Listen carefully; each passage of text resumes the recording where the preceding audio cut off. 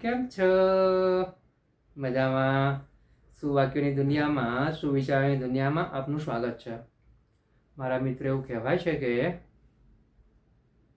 આજે જે આપણે અસમાનતા અનુભવીએ છીએ તે આપણા મનની જ ઉપજ છે.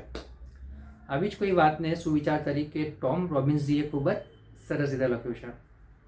આજનો જે સુવિચાર છે તેનો વિષય છે સમાનતા, ઇક્વાલિટી.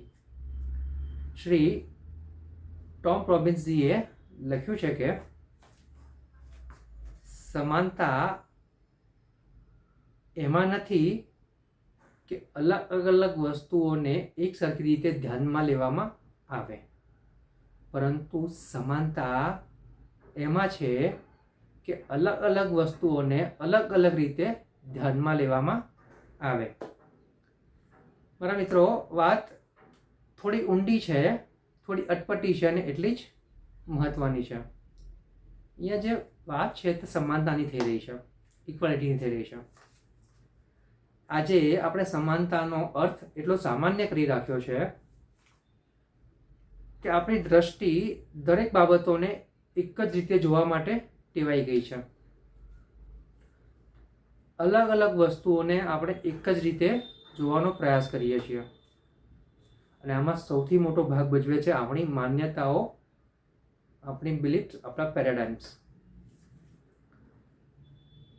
તો મારા મિત્રો, આજથી આપણે એવો નિર્ધાર કરવો જોઈએ, એવો પ્રયાસ કરવો જોઈએ કે જે વસ્તુ જેવી રીતે છે તેવી જ રીતે જોવામાં આવે, અલગ અલગ વસ્તુઓને અલગ અલગ રીતે જોવામાં આવે.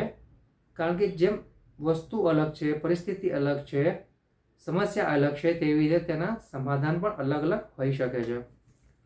આપણે કરીએ જઈશું કે આપણે આપણી માન્યતાઓને વશ થઈને દરેક સમસ્યાનું એક જ સમાધાન શોધવાનો પ્રયાસ કરીએ છીએ અને આપણે એવું વિચારીએ છીએ કે આપણે સમાનતાથી વિચારીએ છીએ એટલે આપણે આવું કરીએ છીએ, પરંતુ આ સમાનતા આપણા માટે અસમાનતા પુરવાર થાય છે. મારા મિત્રો, અહીંયા સમાનતા અને અસમાનતા વચ્ચે ખૂબ પાતળી ભેદરેખા છે.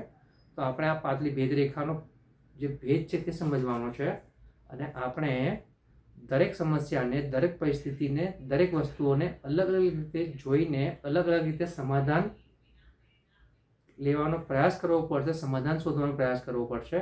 જો આપણે આવું કરી શકીએ તો સાચા અર્થમાં આપણે સમાનતા લાવી શકીએ છીએ.